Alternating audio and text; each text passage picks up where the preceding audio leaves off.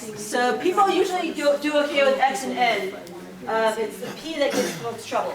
All right, so what's the n? So what's happening over and over again? What are you doing? People are going to the doctor. Yeah, you're picking, you're randomly, you're choosing people. How many times are you doing that?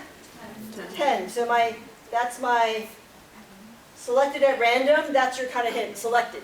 That's your n. What's my x? Yeah, probability that exactly 3. So that's my x. But then p. P is the probability that I pick somebody and that person has gone to the doctor. The probability that they say yes. So here's my biggest worry. And this happens all the time. A lot of people want to go 1 out of 10 or 3 out of 10. There's a tendency to do that. Don't do that. Think of it like this.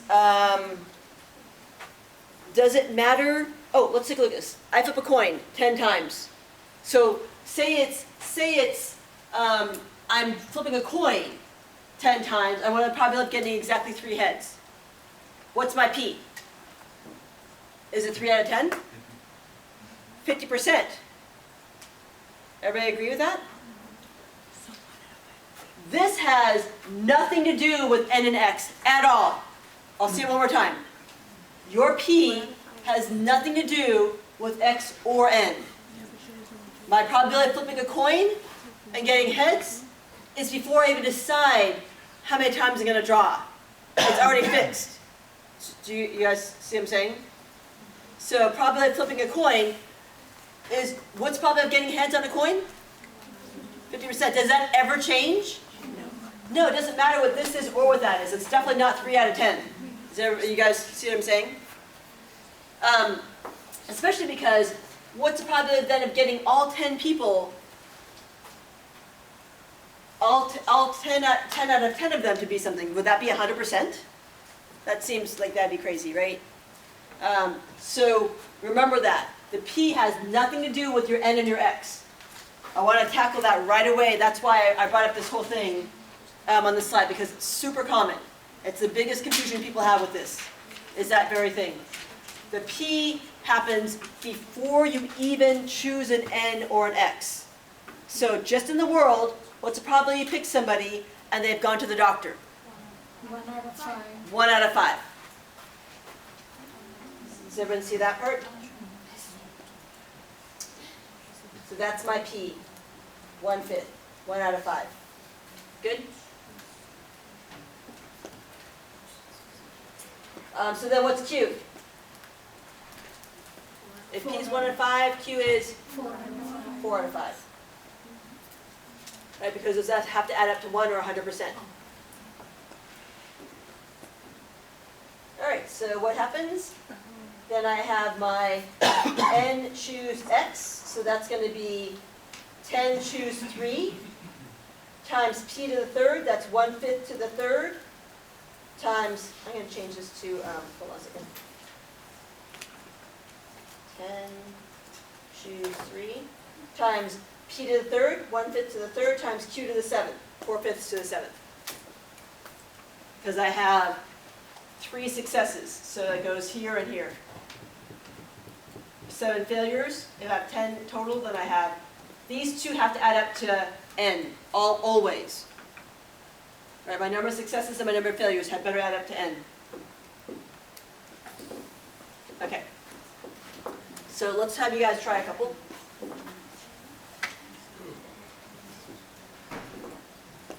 Try this one. And again, I would recommend you use this formula. I think it's better.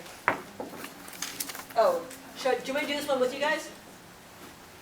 Okay, well, I'll do one with you.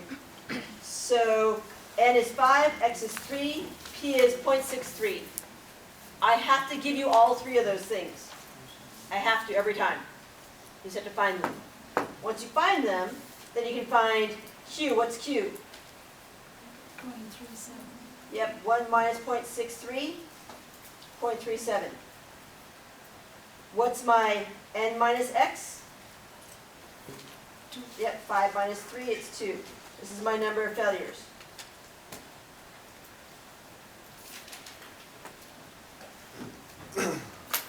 So, I'm going to do my n. So NCX, 5CX is 3, times P to the X. So this is the first part. We'll do this part next. P to the X, what's my P? 0.63. To the X, what's my X? 3. Times Q to the N minus X, what's my Q? 0.37. To the, well, if I have 3 successes, I must have 2 failures, because these two numbers have to add up to 5. Okay, so then I'm going to bust out my calculator.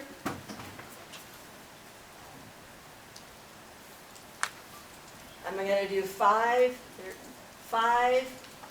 math probability NC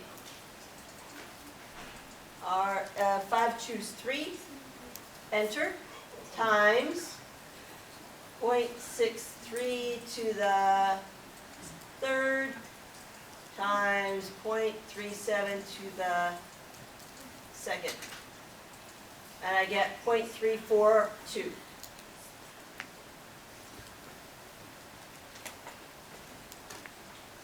Done. All right, you guys do lab problem number 6 and 7. 6 and 7. That answer was again? Okay, you guys do problems 6 and 7. The battery's dying. Oh no, thank you. It's blinking. First one. So here you have 6 choose 4 times 0.03 to the fourth times Q must be 0.97, right? Because it's 1 minus 0.03 to the second. And you guys ended up with something like 1 point what? 1.143. E to the, so anytime you have a probability, you guys, anytime you have a probability that's more than 1, it darn well better have an E negative something after it. Because you can never have 114% probability, right? So it's going to be E what? E negative 5. E negative 5. What does that mean? You move the decimal place over 5 times to make it smaller. So you'll add 5 zeros. Easiest way to do this is to add E negative 5 zeros, 114, and then put your decimal place after the first 0. That's the easiest way to do that. There's a trick one of my old students taught me. And again, I want 3 sig figs. So it means you get your first non-zero number, 1, 2, 3. That's 3 sig figs. Everybody see what I'm talking about? Yes, ma'am. Don't stop here and make it 0. First non-zero, 1, 2, 3. Done. Yeah. So the bottom was fine, like zeros. That's what I got, but I'm sorry? I didn't get 1.14 with me. Something I got the. Oh, you got that? Yeah, yeah. That's fine too. Yeah. What you got? You got this. Yeah, you don't need this. Yeah. This is what you need. Yes. Yeah.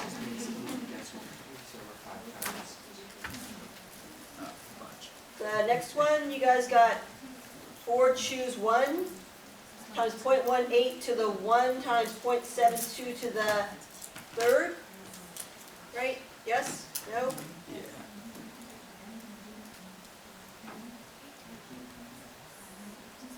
And you ended up getting, what's this one? 0.397. 397? Yeah. Okay. It actually should be 0.82. Oh, Oh, yeah. sorry. Thank you. Thank you. And then the last one is this one. All right. So here, you guys need to find N, you need to find X, you need to find P. Once you find N and X, those should make it so that you can find N minus X. And once you find P, that should make it so that you can find Q. So take 30 seconds and find N, X, and P. you want someone to read it? We get a reader? Yeah, Adam, go ahead. If I have 16 marbles in a bag and 4 are white, I draw a marble to see if it is white or not. I replace the marble and repeat the trial a total of 12 times. What is the probability that exactly 5 that I draw are white? Great. So it says repeat the trial, it means altogether you're gonna do 12 times, total. Kind of the first time, it's a total of 12 times. Find your x, n, find your x, find your p. I always have to give you these 3, always.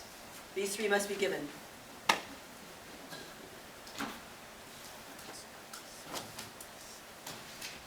Okay, what's n, guys? Okay, so what are you doing?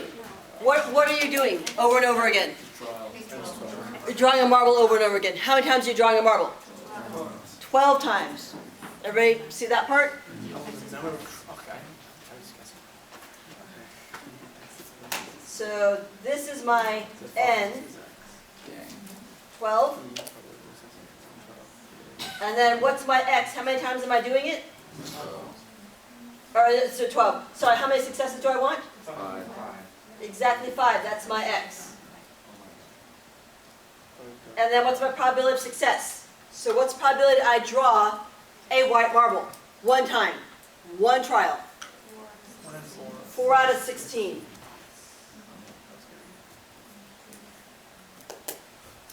Which reduces to 1 out of 4. Or if you want to use it in the calculator, you can put it as 0.25, that's fine as well. So if P is 0.25, Q is what? 0.75. Everybody okay with that part? Yes, ma'am. Good. What's n minus x? Yep, 12 minus 5, so that's 7. So then you end up with, for your formula, 12C, 12c, keep going, 12C5 times times my p, 0.25 to the x, which is 5, 5, times my q, which is, 0.75 times your 7. and then raise it to the 7. n minus x, 7.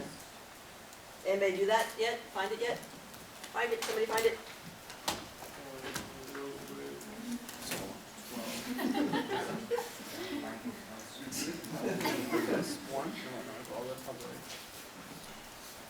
It's 0.103.